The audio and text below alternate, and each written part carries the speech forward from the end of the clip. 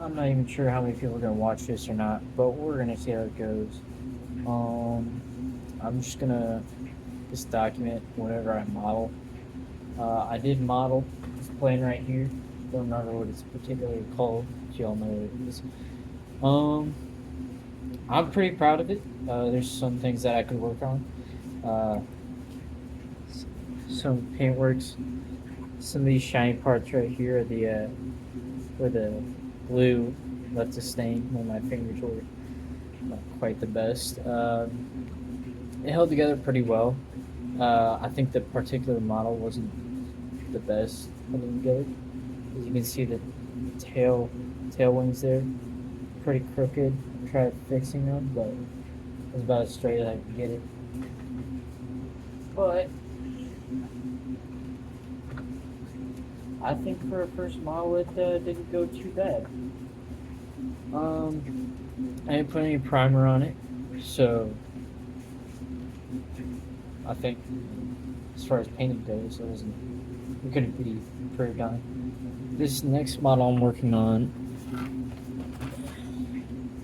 it's this Firestone truck. So 1978 Ford 4x4 1500.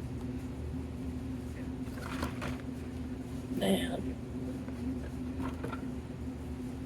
different things that I've changed with it. So I use spray paint primers, such as this. This is a gray. I used up all the black on all these little parts. I think they turned out pretty well. For example, let me grab the dash here. As you can see there, I know the lighting's not quite too good just because it's in the middle of the ceiling, but no, I think it turned out pretty good. It's pretty smooth, pretty seamless. There's no brush strokes because it's spray paint. But then I went in and I added, and I'll see my dog over there trying to catch flies or whatever. But I went in and added some paint to it. Can't even real quick. Okay. So you can see where in the darker parts, that's where it was spray painted. And then these lighter parts here, these grayer parts, I painted over it with some acrylic paints. Basic acrylic paint. Just to give it that that older look, like it's been run through a bit, and then that's compared to the seamless dash. It still looks pretty shiny. Um, I got a mat, so hopefully I can get things more organized. I originally used a piece of cardboard, which actually, let's see it right here. Just a piece of cardboard that I cut out and I painted on and cut out pieces on. And it's worked, but I want something a bit more sturdy. Oh yeah, I've got some of the outer coated parts of the car with my fault. There it is. But it's got, you can't really see it too well, but it's more of like a gold, which I didn't really want. I wanted more of like a darker brown. So I just got some basic paints like this color shot from Michaels. It's a darker brown. This is the gold that I was using, which turned out to be more of a gold. I didn't like it too much. I didn't like it too much. And see what it did to the glove right there. Normally what I'll do is I'll have this or a glove on. This one's getting a bit old and sticky. And then I'll take a spray can, grab a part, spray it down, set it down, leave it to dry. I think that's much better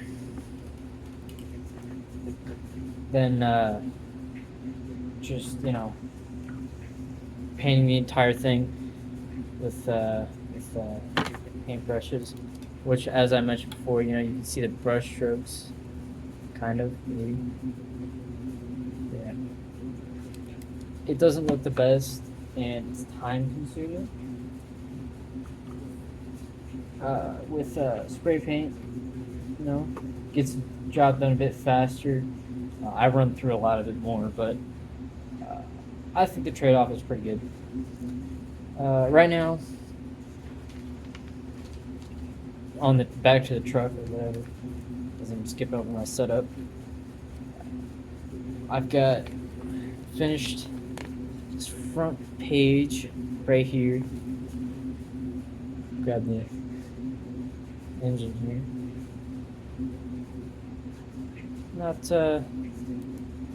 Not too shabby. You know, I think it turned out pretty good. And get the fan there. Fan I was a bit iffy about, and the belt, because of how flimsy they were and how skinny they were. But for turned out pretty good. I gave it the initial coloration. I colored in this part right here. I'm terrible with car parts, by the way. But I painted it blue, and then with parts like this up here, with the filter, I painted it with an initial gray, and then came back over with some black marks to make it look old and aged. Not too terribly old. I got the wheels together, which pretty good. I messed up a bit because, as you can see here, this part goes inside of the wheel. I thought it was the outer part, and so I painted that, left the other side the factory white that it came with. Realized that at the end, but not many people are going to see it, so I just, you know, kind of painted it black with the acrylic. Right now, yes, I'm gonna finish up all these parts. I want them to be that, you know, older, rustic black underside, so that not too many people are getting overwhelmed. But as far as the chassis goes, I'm hoping it all fits together pretty nicely. We'll see what happens there. But yeah, there was two different variations. There was the 4WD one and the 2WD one. There's not on paper, you can't really see it, but I did some researching, and the 2WD sits a bit lower than the 4WD. I didn't really want that, so I'm gonna stick with the 4WD. That. Let's see what else. Oh, other setup stuff. You got your glue here. Yeah, the what was it called? Plastic, cement, whatever. My X-Acto knife, as well as I bought a file for this model at least. I didn't get one for the other one because I was pretty dumb. We used to do it back in my youth. But I bought the file so that whenever I'm cutting parts out, I can file down the excess rather than having to take it, try to carve it out just like that. The file works better, it's more fine. Yeah. One thing that I'm not gonna do though with this model is add the add the bed cover I personally don't want it. I'm not gonna make it look like the show truck that it appears on the box. I wasn't really trying to aim for that. I want that more small town feel. But yeah, I'm gonna finish up painting all these and assemble them all together. Guess I'm not quite sure if I can get it done this weekend. I can try. Well, it's a Sunday night, so I'm gonna try and get it done tonight. I might have to show you tomorrow, but I can only do this weekend by weekend because I am in school and a lot of homework, a lot of stuff to do. But yeah, we'll see what comes of it.